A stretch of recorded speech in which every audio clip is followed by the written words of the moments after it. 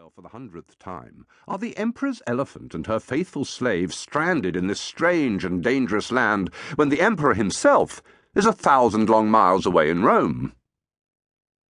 He struggled to his feet and walked to the bullock cart to collect Bersheba's feed and the little red apples she loved. Gaius and Britta were still asleep among the hay. He smiled down at his son and listened to the soft, regular breathing with a pleasure only a father could know.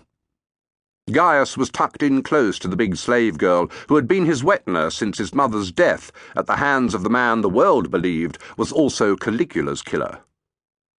Rufus was one of only 2 people left alive who knew the true story, and that was the way he intended it to stay. In a few minutes, Britta would rise and prepare the oats for their only proper meal between now and nightfall. Within the hour, they would harness the bullock cart and march another 12 miles. It had been like this for a week. A relentless trudge across a rolling landscape of forest and downland as the soldiers of 4 legions sought to bring the tribes of Britain to battle.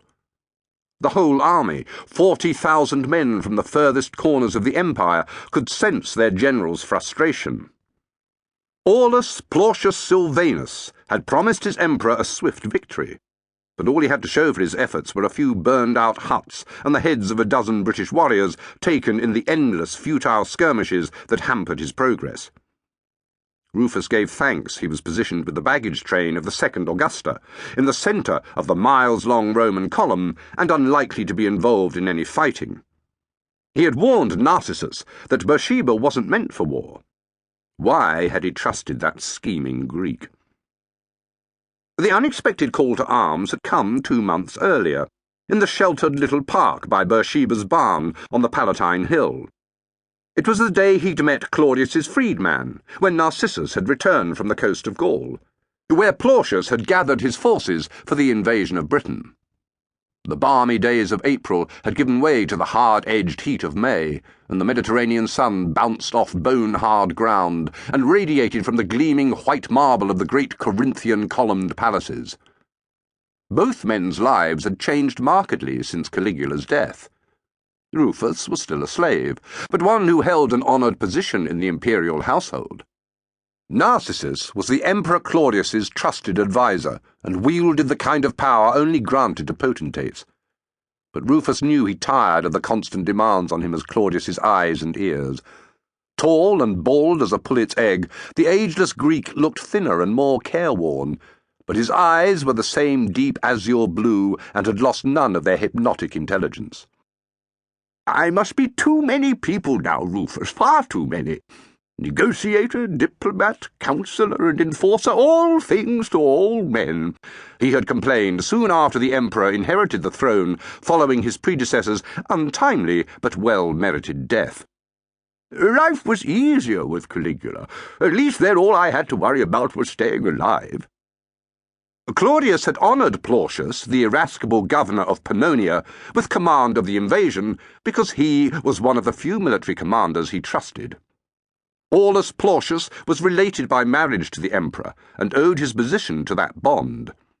He was renowned as a disciplinarian and legendary for the savagery with which he had put down the insurrections of the mountain tribes under his rule.